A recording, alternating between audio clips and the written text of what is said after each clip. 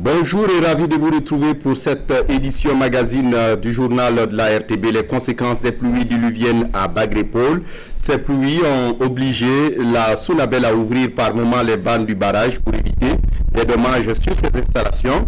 Une ouverture qui n'est pas sans conséquences sur les rizières.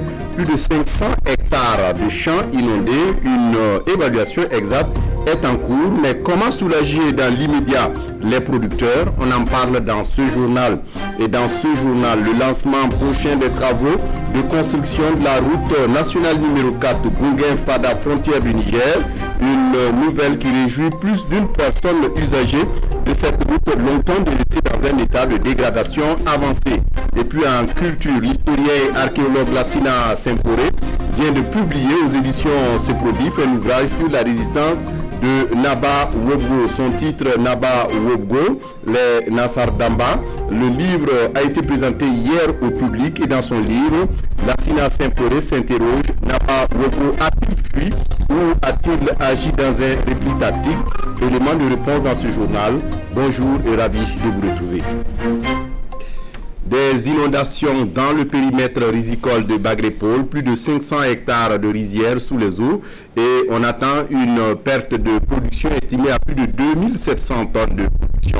Le directeur général de Bagrépole était ce jeudi sur le site pour évaluer les dégâts et envisager comment les techniciens et les producteurs peuvent procéder à une relance de la production. Tanga Robert Kafando.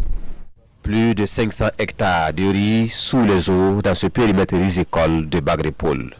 C'est la conséquence de l'ouverture simultanée des 4 vannes du barrage, une contrainte du niveau excédentaire de l'eau sur l'ouvrage, des dégâts que le directeur général du pôle de croissance de Bagré est venu constater. Environ 10% de nos superficies rizicoles sont ainsi concernées. En entendant donc de consolider cette statistique, parce que c'est véritablement à vue d'œil que nous avons fait ces évaluations, sachant que des zones entières sont inaccessibles. Et 10%, c'est pas petit. Dans cette plaine risicole, en chantier d'aménagement, tout est entièrement englouti par l'eau. Et pour la direction de Bagrépole, cette situation aura pour impact direct une baisse des objectifs de production de l'année, une baisse estimée à plus de 2700 tonnes de riz. Une situation qui préoccupe les 600 producteurs impactés par l'inondation. L'eau a retiré nos sangs. Donc, on est là. Chaque jour, on vient, on s'arrête, on le regarde. On ne peut rien faire. Beaucoup ont repiqué, mettre le premier engrais. C'est comme ça. D'autres ont repiqué, ils n'ont pas pu mettre les engrais. D'autres ont plané, ils n'ont même pas pu repiquer. L'eau est venue retirer. Donc c'est un problème vraiment qui nous préoccupe. Pour Joseph Martin Kaboré, cette visite de terrain a pour objectif d'évaluer les dégâts sur le périmètre et au-delà, afin d'élaborer un nouveau calendrier de production pour compenser les pertes subies par les producteurs. Et puis la production du Mungbin dans le Yatenga ce 9 septembre à Waiguya, le Larlé Naba Tigré est allé visiter le site agricole de l'association Naftaba. Une sortie qui a permis de convaincre davantage les membres de l'association de s'engager pour la production de cette variété. Moussaki sur place à Waiguya. Du niébé en pleine formation de gousse sur une superficie de 3 hectares. C'est ici que l'association Naftaba de Boglia accueille le Larlé Naba Tigré pour s'approprier la culture de Mungbin. Visite des exploitations de l'association, entretien avec ses membres. Le Larlé Naba Tigré est là pour partager son expérience dans la production de cette légumineuse avec les 173 membres de l'association. Le Mungbin peut être produit aussi en saison sèche et il a des rendements vraiment d'1 tonne à 3 tonnes à l'hectare. Avec cette chance d'avoir la majorité de nos populations qui s'intéressent à l'agriculture, la fin peut être en tout cas boostée dans un temps record. Convaincus désormais du bienfait du Mungbin, les membres de l'association Naftaba s'engagent pour sa production de la campagne agricole prochaine. 6 hectares seront exclusivement consacrés au Mungbin selon son premier responsable. Nous sommes très fiers pour sa visite. Il est venu s'enquérir des difficultés que nous rencontrons. Il nous a prodigué certains conseils et nous en sommes très fiers. Les orientations qu'il a eu à nous donner, ça va beaucoup nous profiter, puisque nous allons entreprendre l'année prochaine l'agriculture du Mombing. La promotion du Mombing, c'est aussi l'engagement du roi du Yatenga à qui le Larlé Naba Tigré a rendu visite. Un entretien qui a permis au premier producteur de cette légumineuse de souligner que le Mombing a de beaux jours devant lui. Les élus locaux s'imprègnent du contenu de la loi 034 sur le foncier, une occasion pour échanger également sur leur contribution à la sécurisation foncière en milieu périurbain. Ils sont une trentaine à pouvoir suivre cette formation qui s'est achevée ce 11 septembre. Issa Kanana pour les détails. Les élus locaux de la région du centre s'approprient ici la loi 034 portant un régime foncier rural au Burkina Faso et ses principales innovations. C'est une session de renforcement de capacité en vue de mieux outiller ces élus et faire face aux défis de la sécurisation des terres en milieu périurbain. Il y a des dispositions dans cette loi-là qui permettent aux uns et aux autres d'accéder à la terre. Donc ça, c'est l'objectif 1. Il y a également le fait que il faut que lorsque nous avons accédé à la terre, que nous puissions nous sécuriser. Lorsque nous sommes sécurisés, que nous puissions investir conséquemment pour produire. Voilà, donc cet investissement va permettre de booster les productions agro-silvo-pastorales. Les enjeux de la sécurisation des terres en milieu périurbain, les procédures administratives d'acquisition des titres fonciers, ce sont entre autres modules qui ont donc été dispensés à la trentaine de participants. Dans la région du centre, surtout au niveau des communes rurales, il y a tellement de problèmes, tellement de difficultés liées à l'exploitation, à la gestion des terres. Donc il était opportun pour nous, avec l'accompagnement financier du consortium Helvetas SNV, qui nous a permis en tout cas d'organiser cette formation-là. Le fait que nous avons eu cette séance de sensibilisation, nous allons savoir comment il faut gérer pour ceux qui demandent de sécurisation de leur domaine pour servir de l'élevage ou de l'agriculture et de l'environnement. Donc c'est vraiment un bon atelier pour nous de pouvoir vraiment assurer la continuité des services au niveau de la mairie. Cette session de formation de 2 jours se tient dans le cadre de la politique de renforcement de capacité des élus du conseil régional du centre.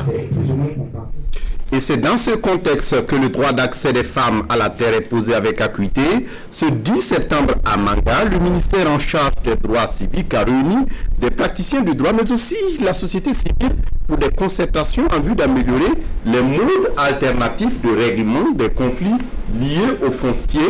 Des détails avec Caroline Ouaré. En 2 jours de travaux, il ressort que l'existence des textes de loi ne garantit pas toujours l'égal accès des femmes et des hommes à la terre. Pis encore, la situation se trouve exacerbée en cas de conflit lié au foncier, d'où la suggestion de privilégier les modes alternatifs de règlement des discordes autour du foncier. Nous nous sommes rendus compte que nous sommes dans un état de droit qui a ses règles, mais nous ne devrons pas ignorer que nous sommes un peuple africain, nous avons nos cultures, nous avons nos coutumes qui régissent surtout ce domaine foncier-là.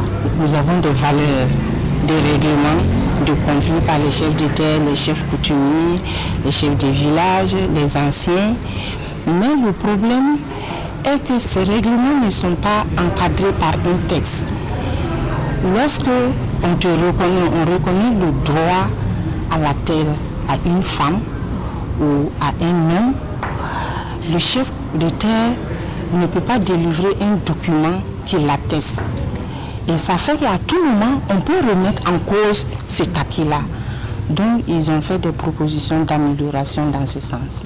En concertation avec des structures non étatiques engagées pour le même objectif de l'égal accès à la terre, le département en charge des droits humains prospecte toute autre piste de solution. Comme proposition, justement, c'est d'améliorer donc la diffusion des textes au profit donc, aussi bien du détenteur de droits, donc les femmes, les hommes, mais également le débiteur d'obligations, c'est-à-dire les services qui doivent travailler à assurer ce droit-là. Plus qu'un objectif, c'est un défi que se lance le département en charge des droits humains, l'égal accès à la terre comme aux ressources naturelles étant expressément consigné dans tous les textes de loi y relatifs, sans oublier la Constitution et le Code des personnes et de la famille. Je le disais en titre, annoncé à plusieurs reprises, le lancement des travaux de réhabilitation et de renforcement de la route Gunguin-Fada, frontière du Niger, est encore annoncé pour ce 19 septembre. Cette nouvelle réjouit les transporteurs et les usagers de ce tronçon qui espèrent que ce lancement sera immédiatement suivi du démarrage effectif des travaux. Cette route nationale numéro 4 est depuis longtemps dans un état de dégradation avancé. Certains transporteurs expliquent leur calvaire. Ibrahim Sanou. La route nationale numéro 4 ou le cauchemar des transporteurs. Nous sommes à la sortie de la commune de Gunguin. Ici commencent les calvaires de tous ceux qui veulent aller à Fadangourma ou continuer à la frontière du Niger. Le tronçon Gunguin-Fada fait environ 50 km. Pour le parcourir, il faut mettre au minimum 2 heures de temps. Bon, je suis togolais. Souvent, je voyage sur Niamey. Et tu paies péage. Péage, là, on paie ça à 7500 ici, quand tu arrives. Mais il faut voir l'état de la route. Donc, tout ça, là, ça nous fait mal. Donc, s'il peut améliorer, peut arranger la route. Bon, là, tout ce qu'il veut, là, nous aussi, on donne et on a le cœur en paix. Si on veut parler vulgairement, c'est vraiment le calvaire. Le calvaire, parce qu'on ne peut même pas faire de feu à l'heure. C'est vraiment, la voie est totalement abîmée. On se demande comment les gens même se débrouillent pour passer, parce que moi, ça vaut déjà plus de 2 ans que je suis passé sur la voie. C'est pas moi, Wallahi, c'est gâté. C'est un peu, Wallahi. Les pannes sont récurrentes sur ces axes et sont de plusieurs natures. Ces conducteurs viennent d'échapper de justesse à un tonneau. C'est notre boulot central qui avait cassé derrière. Donc on a arrangé ça et puis venu ici encore. Devant aussi c'est cassé. On veut travailler mais il n'y a pas voie. C'est panne de gasoil. Souvent je mets 70 000 là. J'arrive à Fada. Il faut regarder le trou là. C'est premier, deuxième. Le gasoil est fini ici. Ça vaut 45 km comme ça là pour arriver à Fada. Tu vois. Si c'est pas 30 litres et 35 000 que tu vas mettre encore. Le transport aussi ne peut pas augmenter à cause de la route aussi. S'ils pouvaient nous aider, en tout cas, pour nous c'est très bon. Annoncé à plusieurs reprises, le lancement des travaux de réhabilitation et de renforcement de la route Gunguin-Fada-Piega, frontière du Niger, est encore annoncé pour ce 19 septembre. Et les attentes sont nombreuses. Une chose est de lancer, une chose aussi est de commencer les activités. Il ne faudrait pas que ça soit lancé. Et on attend sans suite. Bon, on s'est dit qu'on a espoir. Nous attendons vivement que ce lancement-là ait lieu et que surtout que ce soit un lancement qui soit suivi immédiatement du démarrage des travaux. Et que les populations ne soient pas encore dans l'attente d'un démarrage éventuel. Ce tronçon de la RN4 est long de 218 km. Il est situé sur l'un des corridors communautaires du réseau routier de l'UEMOA. Son bitumage va sans doute contribuer au désenclavement et au renforcement des échanges entre le Burkina et le Niger. Les hauts-commissaires de province en formation s'imprègnent de la politique nationale de protection sociale, un renforcement de capacité qui doit les rendre plus efficients dans l'accompagnement du processus d'implantation du système au Burkina Faso. Explication Oumou Cissé. L'opérationnalisation réussie de la politique nationale de protection sociale passe nécessairement par une connaissance du concept. C'est pourquoi le Conseil national de la protection sociale a entamé depuis quelque temps un renforcement de capacité des différents acteurs intervenant dans le processus d'implantation de cette politique.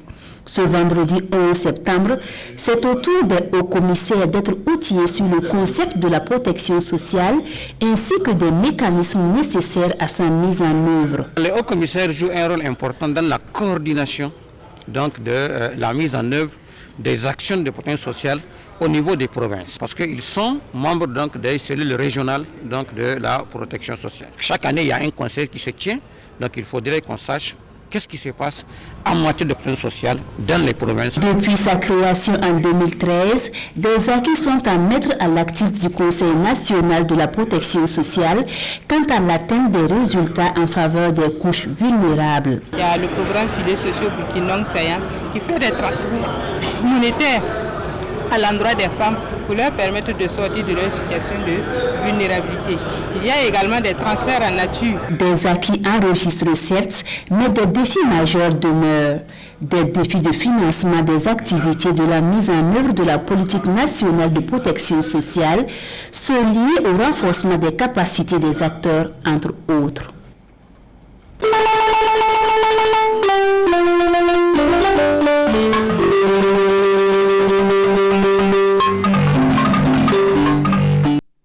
Une virgule qui nous permet d'aborder la page culture de cette édition. L'historien et archéologue Lassina Semporé vient publier aux éditions Sepodif un ouvrage sur la résistance de Naba Wobgo, dont le titre Naba Wobgo, Wartour Naba et les Nassar Damba. Le livre a été présenté hier au public à Ouagadougou. Dans son ouvrage, Dr Semporé fait un récit éloquent de la résistance de Naba Wobgo pendant la pénétration coloniale au Burkina Faso. Naba Wobgo a-t-il fui ou a-t-il agi avec repli tactique? Le livre de Semporé éclaire sur un pan de l'histoire du Burkina. Oumar Zombré. Wobgo, Ouagadougou et les Nassar Damba racontent les événements qui ont marqué le royaume de Ouagadougou le 1er septembre 1896 avec la pénétration coloniale française. À la faveur de l'expédition des lieutenants Voulé et Chanoine, Naba Wobgo garde une image controversée selon le docteur Lassina Semporé. Pour les uns, Boukari Koutou a fui et pour les autres, il a résisté. L'auteur évoque également les 3 tentatives de reprise de la capitale Ouagadougou par Naba Wobgo.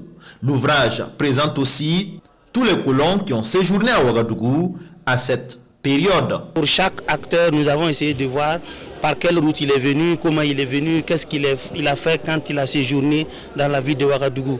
Et ensuite, nous avons disserté un peu sur Naba Wobgo lui-même. Est-ce qu'un putschiste, donc quelqu'un qui a pris le pouvoir par la force?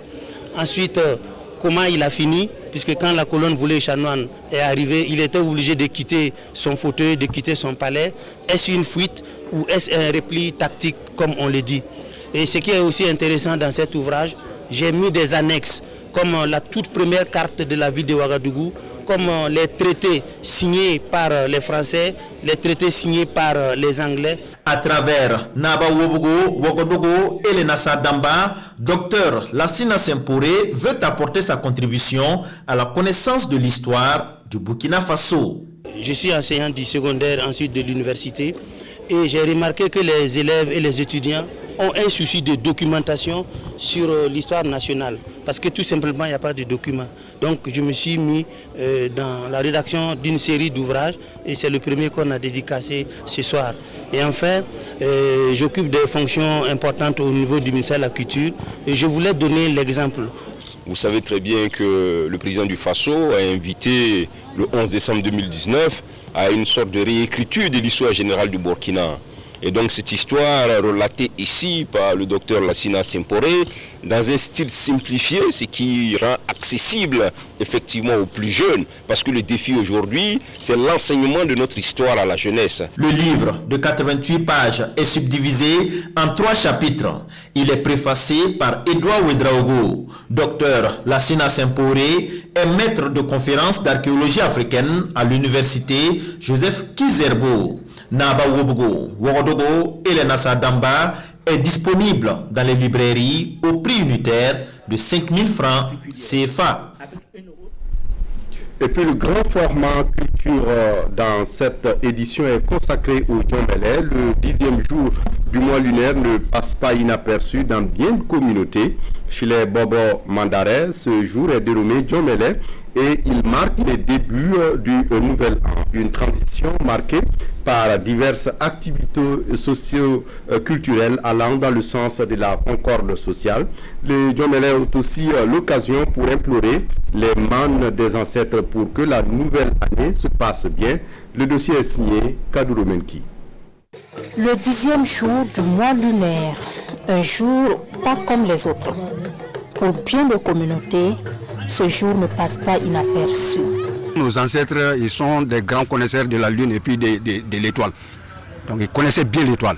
Donc ils avaient leur décompte, leur système de décompte qui tombait tout juste et ça ne ratait jamais.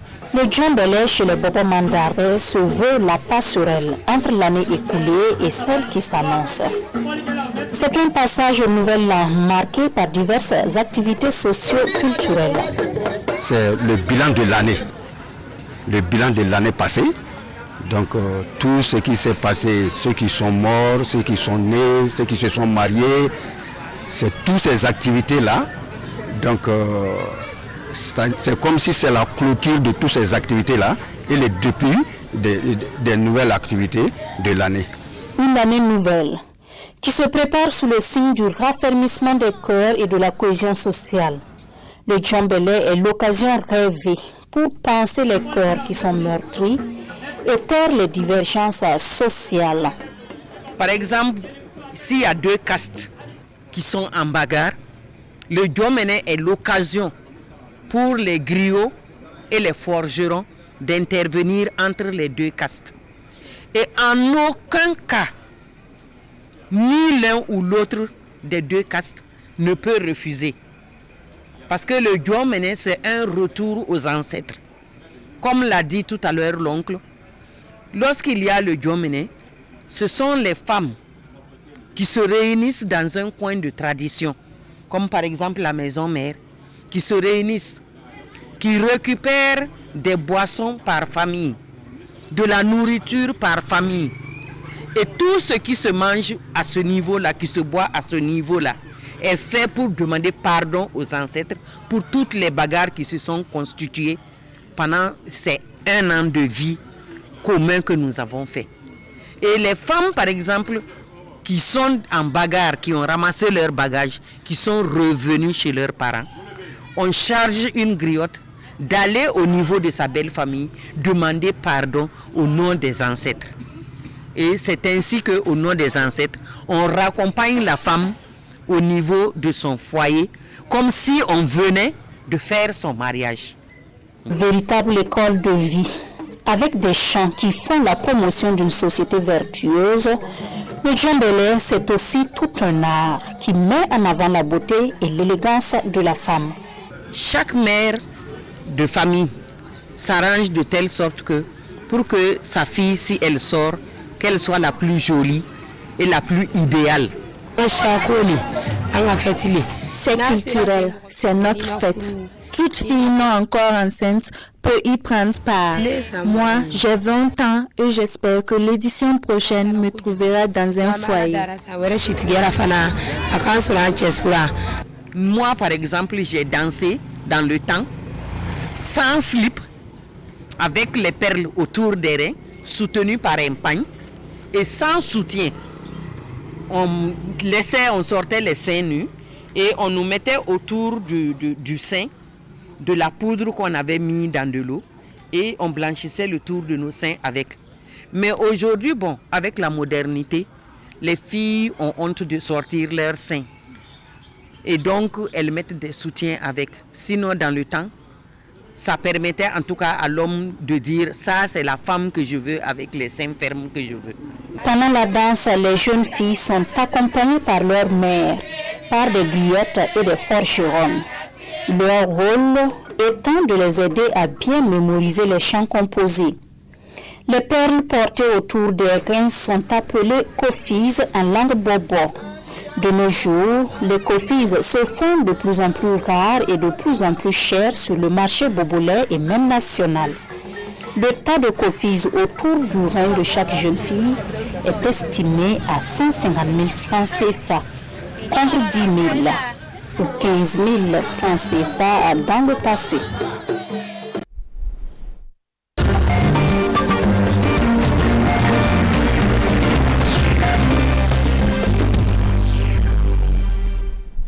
Alors, Jérôme Tiendrebego est là comme tous les samedis pour nous parler de sport. Jérôme, bonjour.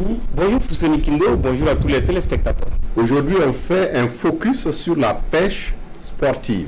Alors, vous pouvez vous imaginer, la pêche, c'est du sport et ça se pratique de plus en plus sur nos barrages, nos rivières, nos fleuves et tout. Au Burkina, la pêche sportive, on fait focus là-dessus, comme vous l'avez dit, et c'est un constat fait par Salif Belem et Yacouba. Après une semaine de travail bien chargée, Denis Kafando peut vaquer à son sport favori, la pêche sportive. Sur sa moto, muni de son matériel de pêche et en compagnie de ses camarades, il met aujourd'hui le cap sur l'Umbila. Pour lui, la pêche n'est pas que divertissement, mais aussi un sport technique, physique et de sang-froid. Elle demande un mental d'acier, la patience pour voir le poisson mordre, l'énergie et une bonne condition physique pour le faire sortir de l'eau. Passer toute une journée au large des rivières et des barrages à traquer des poissons.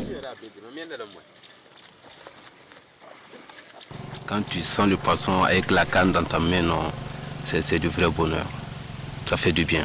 Quand je pêche, bon, je me sens à l'aise, je suis libre. Je peux penser librement comme je veux. Voilà, je me sens vraiment, je sens du bien quand je suis au bord de l'eau. Pour ne pas rester en ville, avec tout ce qu'on connaît de la ville, venir au bord de l'eau, tu es tranquille, tu es relax, il y a l'air frais, il y a beaucoup d'intérêt dans la pêche sportive. Ça cultive l'homme, ça te rend patient, c'est pas fatigant, mais rester à la maison c'est plus fatigant que de venir au bord de l'eau. Si tu restes à la maison, je ne sais pas ce que tu peux faire. J'ai pris la pêche avec mon papa. Je suivais mon papa aller à la pêche, mon enfant. Donc la pêche ça m'a plu, c'est pour cela que je suis dans la pêche comme ça. Bon, la pêche, ça apprend beaucoup de choses. Comme quoi? Bon, si tu es un pêcheur, sincèrement tu peux pas t'énerver vite. Voilà, si tu es un pêcheur, tu ne peux pas t'énerver vite parce qu'il faut être patient pour attendre le poisson. Donc ça se passe comme ça.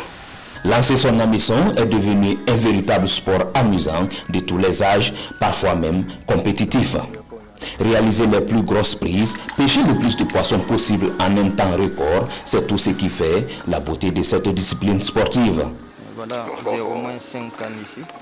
Si je dois soulever une canne tous les 2 minutes, je sais que toute la journée, j'aurai des crampes même au niveau des bras. Donc, et puis, le transport du matériel fixé, aller à gauche, à droite, je crois que ça, c'est du sport. La pêche sportive, c'est des poissons qu'on doit prendre et puis prendre des photos et puis relâcher. Mais ici, il y a beaucoup de nos barrages qui se tarient. Donc, si tu le prends, tu le mets, donc on ne gagne rien dedans. Donc, c'est pourquoi on les consomme. Ici, c'est l'endroit où Denis Kafando ne peut pêcher que des anguilles. Après une attente de 15 minutes, vient la première prise, ensuite la deuxième, puis la troisième. Et c'est ainsi que la bourriche de Denis se remplit. Comme pour n'importe quel autre sport, il faut être détenteur d'une licence pour pratiquer la pêche sportive dans certains pays. Mais au Burkina Faso, avec l'absence d'une fédération sportive de pêche, une simple autorisation appelée permis de pêche suffit pour se lancer. Les nationaux, ça fait 2500 francs à partir de la date de délivrance, 12 mois. Et pour les non-burkinabés, ça fait 10 000 francs. Catégorie aspect sportif. Parce qu'il y a plusieurs catégories de pêche. L'association des pêcheurs à la ligne du Faso, créée depuis 2005, travaille à asseoir une fédération avec ses milliers de membres au Burkina. On est en train de faire des sous-sections de l'association dans quelques régions pour pouvoir adhérer à faire une association et une fédération de pêche à la ligne au Faso. En tout cas, on est là-dessus, mais on pense que d'ici là, on aura les documents nécessaires pour ça. La pêche sportive au Burkina présente une valeur ajoutée du point de vue de la santé physique et mentale. Elle participe aussi à l'économie nationale de par le paiement des redevances et d'autres dépenses connexes. Mais les poissons pêchés sont interdits de vente dans le cadre d'une pêche sportive. Quelle qu'en soit la quantité que nous on gagne, c'est pour la famille, pour les amis. Voilà, parce que si on va essayer de vendre ce que nous on dépense, le kilo peut être à 1000 francs, mais ce que nous on dépense, si on veut gagner un gain, le kilo peut aller jusqu'à 4000, 5000. Donc c'est pas que le truc qu'on ne peut pas ne peut pas commercialiser, c'est juste le plaisir seulement. Mais il y a des fois même on part, on ne gagne rien, mais on est toujours dedans. Preuve que ce sport à la canne reste un véritable combat où l'homme affronte sa proie dans le respect le plus total de son adversaire. Et ça s'appelle le fair play. Tout à fait. Jérôme, vous-même, vous pratiquez cette pêche sportive. Oui, je suis membre de l'association des pêcheurs à la ligne du Faso. Donc, quand le temps le permet, on va prendre du plaisir au bord de l'eau, comme ils ont dit. Et nous avons avec nous M. Lazare Ki, président de l'association des pêcheurs en ligne du Burkina. Bonsoir ou bonjour. Bonjour, M. Kindo. Merci de venir répondre à nos questions. Vous êtes regroupé au sein de l'association des pêcheurs à la ligne du Faso. Est-ce qu'on peut avoir une idée même de votre organisation? Comment vous êtes organisé? Oui, merci de nous recevoir sur votre plateau. L'association des pêcheurs à la ligne du Faso, depuis 2005 que nous existons. Alors, nous sommes organisés de part et d'autre pour pouvoir amener en tout cas la promotion de la pêche au niveau du Faso et également la protection de l'environnement. Parce que notre mot-clé, c'est pêche, sport et nature. Alors, il a été dit dans le reportage de Yacouba Gourou que vous tendez vers une fédération, alors qu'il y a des exigences également. Est-ce que, Président, vous avez aujourd'hui les structures qu'il faut, ligue, district et autres, pour pouvoir tendre vers une fédération? Oui, nous avons commencé cela depuis l'année dernière au niveau de l'Umbila. Bobo, il y a déjà une association qui a déjà vu le jour il y a 3 ans. Et à Konbisiri, nous venons également implanter effectivement une sous-section. Et à Bagré également. Et partout là où nous pêchons, donc nous sommes en contact. Mais le fond, le problème réel, c'est que c'est des fonctionnaires. Alors, tu fais 3 ans, ensuite on t'affecte dans un autre lieu. Donc ça fait qu'on n'arrive pas du tout à se regrouper. En fait, c'est ça c'est ce qui fait le problème que nous sommes en train de voir. Parce que les paysans, eux, bon, ils viennent pêcher à l'épervier, c'est-à-dire au filet, mais ce n'est pas des pêcheurs comme nous à la ligne et qui font du sport. C'est ça qui fait la différence. C'est ça qui fait la différence. Voilà. Et Président, on a vu, Denis Kafando a parlé de matériel. Parlez-nous un peu du matériel. Est-ce que ça ne coûte pas cher? Oui. Quand on regarde tout l'équipement, on imagine que c'est un prix. Oui, c'est un prix. Tu n'oses pas dire à ta voisine, excusez-moi, à votre épouse que vous avez payé une canne à 100 000 francs. Vous n'osez pas le dire cela. Alors donc ça veut dire que le matériel de pêche coûte extrêmement cher. Vous avez un crin de 0,35 mm qui te fait 5 000 à 6 000. Vous avez des hameçons qui coûtent également pareil, 5 hameçons à 5 000. Alors au Burkina, c'est ce que nous sommes en train de voir avec nos partenaires, des amis qui sont en Europe. S'ils peuvent nous envoyer des cannes de seconde main pour que nous puissions mettre ça à la disposition de nos jeunes frères. Sinon le matériel coûte extrêmement cher. Jérôme, il y a également d'autres nouvelles sportives. Oui, mais avant, on va quand même, ça se passe au bord de l'eau. Monsieur, est-ce qu'il n'y a pas de risques liés à la pratique du sport, de ce sport-là? Quand on sait que le Sahélien, par nature, l'eau, c'est pas son fort. Oui, nous prenons des précautions, parce qu'à ces temps pluvieux-là, nous demandons aux amis pêcheurs de ne pas s'éloigner trop au niveau des berges. Voilà, surtout si les berges sont très bien construites, là à la rigueur. Parce que vous pouvez vous asseoir et d'un moment, l'eau peut arriver. Je prends le cas de Yuga, où aujourd'hui c'est inaccessible. À partir des Abré, on fait 25-50 km pour atteindre Yuga, mais vous ne pouvez plus pêcher à Yuga. Déjà, les vannes de Bagré sont déjà ouvertes, donc il y a des risques. Mais on va dans des barrages où, bon, il n'y a pas de risque. Voilà. Très passionnant. Bien sûr, oui. Alors, pour l'actualité sportive, donc, on va parler de la Coupe de la Ligue du Centre de football doté du trophée Antoine Bernard Ouedraogo. La finale va mettre aux prises de l'Étoile filante de Ouagadougou. Il faut signaler que le président à ma gauche est supporter de l'Étoile filante de Ouagadougou. Donc, son club va affronter l'AS Douane en finale. Donc, ce sera dimanche à 15h30 au stade municipal Issou Joseph Konombo. Et au même moment, du côté de Bourg, au stade Aobi de Bourg-du-Lasso, la GEB, et c'est une finale inédite, on va dire la GEB contre Royal FC pour la finale de rentrée de la Coupe de la Ligue donc, des hauts bassins de football. Également, on va parler d'athlétisme. Une Fabrice Zango, ce nom vous connaissez, c'est ce visage-là, médaillé d'argent donc au au meeting d'Ostrava en République tchèque. Il remet son titre de champion de France. Donc en jeu ce soir, il court à 15h30 temps universel et ce sera donc ce soir au stade municipal d'Albi. Ceux qui peuvent avoir les moyens de suivre peuvent voir donc Hugues Fabrice Zango à l'épreuve. Voilà, donc Jérôme, on vous retrouvera lundi certainement dans Intégral Foot pour des informations sur le football surtout. Bien sûr, c'est sur le coup de 21h et on va parler justement des deux ligues, la Ligue de haut bassin de football et la Ligue du centre de football avec les finales donc, qui vont se jouer. Également, on va faire, vous savez, le championnat commence le 18, il y a pas mal de difficultés, mais on espère que ça va pouvoir donc démarrer. On est dans l'élan des focus et on va faire un gros plan sur l'AS Police et également Royal FC justement qui joue la finale ce dimanche et c'est à 21h30. Merci à vous Jérôme d'être venu pour toutes ces informations sportives. Merci à Lazare Ki également, le président de l'association des pêcheurs à la ligne du Faso, d'être venu nous donner des informations sur la pêche à la ligne. Merci à vous pour votre fidélité. C'est tout pour ce journal. Merci de l'avoir suivi. Excellente suite de programme.